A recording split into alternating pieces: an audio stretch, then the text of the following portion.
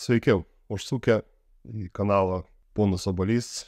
Taigi šiandien daugiau šiek tiek papasakosiu apie patį kanalą, apie jo viziją, ką planuoju daryti, kodėl jis atsirado, koks jo tikslas. Pagrindinis tikslas, ko gero, būtų, kad jau kurį metus laiko uždirbu išskirtinai naudodamas dirbtinį intelektą. Internete, siūlydamas savo paslaugas, kur pats praktiškai nedarau, tiksliau darau daug, bet man padeda mano draugai, robotai. Mano pažintis su dirbtiniu intelektu prasidėjo nuo ChatGPT praeitų metų gruodžio pradžiai. Kaip ko gero žinot, ChatGPT pasirodė lapkričio 30 dieną 2022 metų, o gruodžio pradžioj aš apie jį išgirdau. Fantastiškai susižavėjau, kaip ir ko gero daugumą pirmą kartą išvydę ir pačiupinėję dirbtinį intelektą savo rankom, savo pirštais, pamatė jų galimybės, ką jis gali, kaip jis puikiai sakinėja į klausimus ir panašiai. Iš karto po to kilo idėjas, kad aš tai galiu monetizuoti. Ką reiškia monetizuoti? Tai, naudoti ne tik savo pomėgiam, bet iš to ir uždirbti pinigus. Ir pirmoji idėja, iki to nebuvau parašęs nė vienos knygos. Rašydavau tekstus, bet nieko panašaus į knygų rašymą ar novelių rašymą. Tiesa, novelių aš niekada nerašiau. Tai buvo techninio pobūdžio knygos, kurias vėliau parodysiu šiame video. Taip, mano pirmieji žingsniai buvo, aišku, išanalizuoti, kaip veikia ChatGPT, nes, jo reikėjo mokėti paklausti. Neužtekdavo kelių žodžių tam, kad išgauti reikiamą informaciją ir tuomet susikūriau Amazon KDP paskyrą. Kas yra Amazon KDP? Tai yra populiariausias pasaulyje knygynas. Ten parduodami milijonai, šimtai milijonų knygų, kurias kūrė, rašo, kūrėjai tikriausiai visom pasauliu. Ten yra labai garsus kūriniai, mažiau garsus, visai nežinomų kūrėjai, tokių kaip aš, kuris pradėjo tik tai praeitų metų gruodžio mėnesį. Taigi, mano pažintis buvo labai įdomi su ChatGPT. Pirmos knygos, kurias parašiau, buvo labai mėgėjiškos. Jos šiuo metu nebėra publikuojamos Amazon KDP, bet pavyko parašyti keletą bestsellerių. Tai mano geriausia parduodama knyga iki šiol yra ChatGPT Prompt Library. Kaip minėjau pradžioje, dirbtinio intelekto reikia mokėti paklausti, tikslingai paklausti, kad gauti jums reikalingą informaciją ir kokybišką informaciją. Priešingų atvejus gali prisipaisyti, nusipaisyti ir tai nebus naudinga. Pasidalinsiu nuorodą į šią knygą komentaruose po video ir taip pat gale video parodysiu, kiek man pavyko uždirbti per 9 šių metų mėnesius iš knygų rašymo. Nustebsit. Pirmoji mano pažintis ChatGPT. Pradėjau rašyti knygas, sekėsi puikiai, generavau naujas idėjas. Pradžioj tiek įnikau, kad, su kompiuteriu ant kojų užtrukdavau po 12, 15, kartais net 20 valandų. Šaudavau tiesiog idėją, čiupdavau ChatGPT už ragų ir kviesdavau rašyti kartu. Po Amazon KDP sekė Apple Books, tai mano darbai publikuojami tiek Amazon, tiek Apple Books. Tiesa, Apple Books pajamų šiek tiek mažiau, ne šiek tiek, o kardinaliai mažiau negu Amazon. Tačiau tai pagalbinis šaltinis pasyviom pajamom gauti. Kas liečia dirbtinį intelektą, neapsiribuoju vien tik rašymu. Radau YouTube'e, kad Adobe, kuri kuria Photoshop, InDesign, pirmą turi tokią paslaugą Adobe Stock.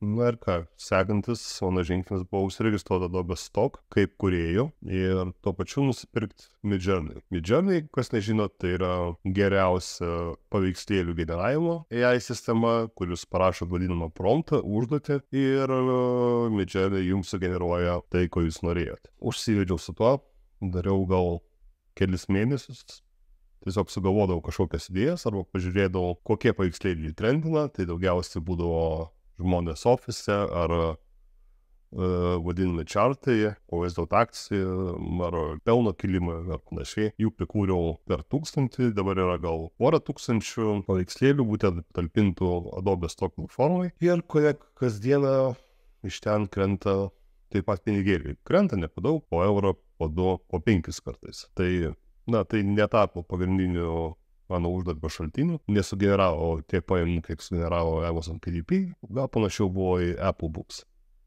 Bet, papildomas visiškai pasijos pajamas. Tie paveikslėliai patalpinti ir jie generuos tas pinigėlius, ko gero, N metų. Trečias būdas, kaip aš panaudojau tai, kaip išmokau naudotis dirbtiniu intelektu, būtent ChatGPT, Midjourney, po to sekė dirbtinis intelektas, kuris geba kurti muziką. Tai būtent muzikos kūrimo paslaugas, muzikos kūrimo ir video kūrimo paslaugas talpinau į Fiverr.com.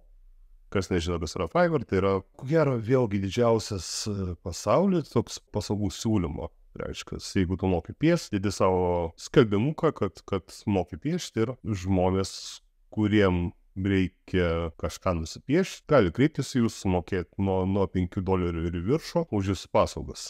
Taip, patalpinau skelbimukus, kad aš kuriu tekstus, ChatGPT pagalba piešinukus, tarkim, YouTube'e, thumbnail vadinamus paveikslėlius, kuriuos matot prieš paspausdinant video, ir taip pat muziką. Nes buvau suradęs kelis labai puikius įrankius, kurie tiesiog geba kurti muziką nuo nulio, vėl rašant promptus, ar dėliojant tam tikrus muzikinius elementus ir iš to jau gavos muzika. Tai pavyko sukurti keletą kūrinių, vėlgi visą tai žmonė padarė dirbtinis intelektas. Vėl, čia jau nėra pasyvios pajamos. Kaip prieš tai minėtam Amazon KDP ir Adobe Stock, čia reikėjo kažkiek įdėti savo pastangų ir, tai labai vėlgi geras būdas uždirbti. Sekančiose video planuoju pateikti išsamesnę ir analizę, ir ką apsimoka siūlyti, ir kaip tai padaryti, kaip uždirbti, kaip prisitraukti klientus. Kadangi turiu patirties, tai aš čia tiesiog noriu su jumis visais pasidalinti. Tokia gal nelinksma tema, kas liečia dirbtinį intelektą. Akivaizdu, kad jis panaikins daugumą darbo vietų, ypatingai kas liečia kūrėjus, tai ko gero rašytojus, teksto rašytojus, reklamų teksto rašytojus. Ko gero, kai kurios dailininkus ar dizainerius, nes dirbtinis intelektas tobulėja tokiu greičiu, kad žmogus tiesiog nespės, kad ir kaip stengtas. Todėl mano manimu vienintelis būdas išgyventi. Išgyvenimas visi išgyvensim, bet jeigu teikia šias paslaugas, ar žmonėm, kurie teikia šias paslaugas, tai tiesiog adaptuotis ir išmokti naudotis tam tikrais dirbtinio intelekto įrankiais, išmokti daryti užklausas, vadinamus promptus, nes dirbtinis intelektas niekur nedings. Kaip kažkada žmonės bijojo, kad atsiras mašinos ir atimsiu darbus, to nevyko, tiesiog industrializavimas, sukūrė daug naujų darbo vietų, daug darbo nuo žmonių pečių perėjo būtent ant mašinų. Taip ir dabar žmonės baiminasi, kad prarasda savo darbus ir ko gero atliktas.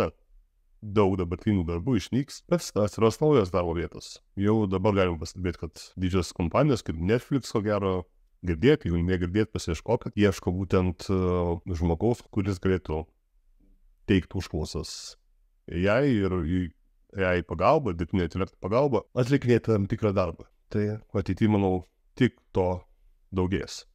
Ko gero, ne šiais metais, ne kitais, bet 5-10 metų bėgiai, ko gero, matysim visai kitokį pasaulį, negu jis yra šiandien. Taigi, trumpai papasakau apie ką šis kanalas, kas laukia ateityje. Ateityje laukia labai daug turinio, įvairių modelių, kaip uždirbti pinigus. Tai bus ne vien knygų rašymas, ne vien paveikslėlių gaminimas, bet įvairių tarpinių, kaip Instagram, influencerių paskyros ir labai panašus to pačius skirtingas turinys, kurio pagalba galėsite uždirbti pinigus jūs labai unikaliais būdais, ko gero iki šiol net neįsivaizdavot, kad galit, ir kad sugyvo. Vienintelis, ką reikės, tai išmokti naudotis dirbtinį intelektą, ko mes ir mokysimės šiame kanale. Taigi, jeigu jūs norit ateityje uždirbti pinigus dirbtinio intelekto pagalba, būtinai paspauskit prenumeruoti ir laukit naujo video,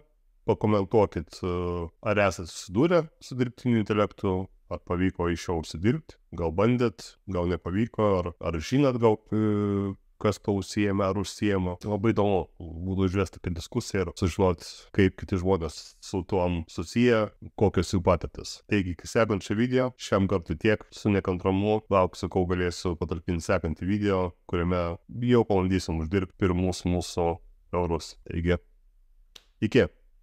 iki sekančio video.